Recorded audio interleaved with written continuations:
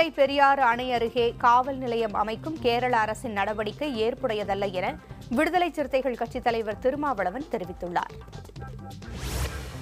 கேரள மாநில அரசின் இந்த நடவடிக்கை அதிர்ச்சி அளிக்கிறது. முல்லை பெரியாறு விவகாரத்தில் உச்சநீதிமன்றம் தெளிவாக தீர்ப்பளித்திருக்கிறது.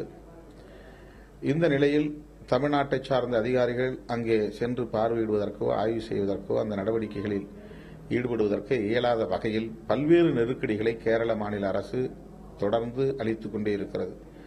இப்போது அங்கே புதிய காவல் நிலையம் அமைப்பது அத்துமீறுகிற செயலாகும். கேரள முதல்வர் உடனடியாக இதை கைவிட வேண்டும்.